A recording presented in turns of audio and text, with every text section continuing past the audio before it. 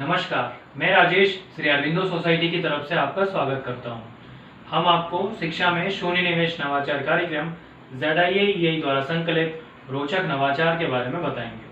हम इनोवेटिव पाठशाला के अंतर्गत UP2 बोर्ड की कक्षा 1 की हिंदी विषय की पुस्तक के पाठ 6 वर्णमाला गीत में गृह कार्य परिवेश में व्यवहारिक शिक्षा का क्रियान्वयन इस वीडियो में हम देखेंगे।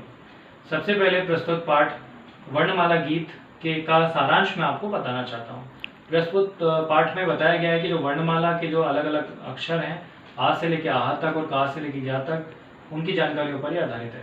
यदि बात की जाए नवाचार की नवीनता के बारे में, तो नवाचार की नवीनता में गृह कार्य आसपास के परिवेश को ध्यान में रखते हुए छात्रों को दिया जाता है, जिससे कि वे वर्तमान समय में बदलती हुई परिस्थितियों के अनुसार विषय की समझ को बेहतर कर सकें और उसे विकसित कर सकें।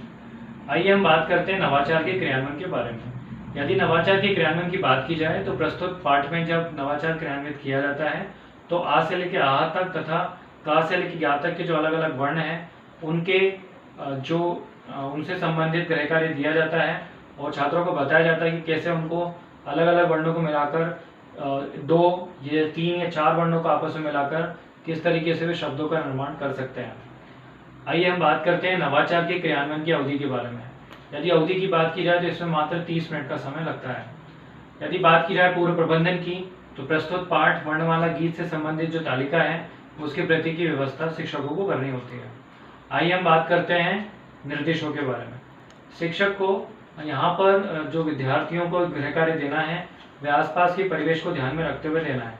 तो इसीलिए आ से लेकर आह तक तथा का से लेकर ज्ञा तक जो वर्ण है अलग अलग, उनको आपस में मिला के किस तरीके से शब्दों का निर्माण किया जा सकता है, तो शिक्षक ऐसा बताते हैं, इसी तालिका में ऐसे शब्द भरने के लिए कहते हैं जो कि आसपास के होते हैं और वो अभिभावकों को घर जाकर सारी बात उन्हें बतानी होती है। छात्रों उन्हें पूरी बात बताते हैं और उसके बाद आसपास के परिवेश से संबंधित जो वर्ण हैं उनको आपस में मिलाकर और नए शब्द बनाते हैं। उन नए शब्दों को अपनी तालिका में लिखते हैं। क्योंकि ये जो नवाचार है ये गृह कार्य से संबंधित है, घर से संबंधित है और बिना अभिभावक की सम्मिलित के और बिना उनके संविधान उनको सम्मिलित किए वैसे पूरा नहीं किया जा सकता। तो इसलिए उनके लिए भी इसमें कुछ निर्देश हैं। वह निर्देश ये हैं कि जो तालिका में पूरी जानकारी भराई जा रही है वे उनकी निगरानी में हो और वह उन्हें पूरी सही जानकारी जो उसमें पूरी कराना अत्यंत आवश्यक है। विद्यार्थियों को जब ये पूरी जानकारी भर जाती है तो उसे विद्यालय में लेकर आते हैं और अपनी इस जानकारी को सभी छात्रों के साथ साझा करते हैं, जिससे कि उनका जो कौशल होता है, जो कि सीखने का और आत्मविश्वास का जो कौशल है वो बेहतर और विकसित होता है। साथ ही साथ में विषय की समझ को बेहतर और विकसित कर पाते हैं। उन्हें भी ये भी ज्ञात होता है कि हम जो पढ़ाई कर रहे हैं कहीं ना कहीं हमारे आसपास के जो अनुभव है, आसपास के जो ज्ञान है उसी के ऊपर ही आधारित है। आइए हम बात करते हैं नवाचार के क्रियान्वयन से प्राप्त होने वाले प्रतिफल के बारे में। वर्णमाला गीत में अलग अलग जो वर्ण आते हैं उनको मिलाकर छात्र सीख पाते हैं कि किस तरीके से वाक्यों का निर्माण किया जाता है। जैसे कि मेरा नाम विमला है तो इसमें ना और माँ को मिला के नाम बनता है। तो इस तरीके से वर्णों की पहचान में कर पाते हैं। आप अक्षर सुनकर उसकी आकृति और ध्वनि समझकर और शब्द बना पाते हैं, अक्षर समझ पाते हैं, जिससे कि उनकी विषय की समझ बेहतर हो पाती है। यदि बात की जाए NCF 2005 की, तो ये छात्रों के अनुभव पर आधारित है और इसको बेहतर और विकसित करता है।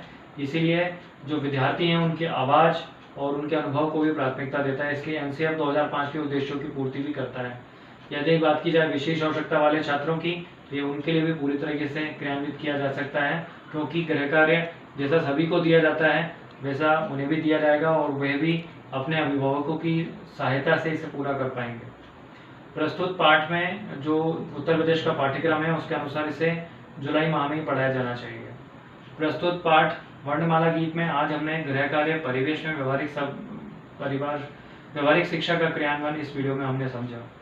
हम आशा करते हैं इस वीडियो को देखने के बाद अपने विद्यालय कक्षा में इस नवाचार तकनीक को आप अवश्य क्रियान्वित करेंगे।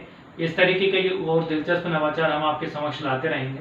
आपसे अनुरोध है आप हमारा YouTube चैनल जरूर सब्सक्राइब करें। यदि इस वीडियो को आप Facebook पर देख रहे हैं तो हमारा पेज ZIA जरूर लाइक करें। इस वीडियो में डिस्क्रिप्शन में एक लिंक दिया गया है जिस पर क्लिक कर आप इनोवेटिव पाठशाला ऐप डाउनलोड कर सकते हैं। इस वीडियो को देखने और लाइक करने के लिए आपका बहुत बहुत धन्यवाद।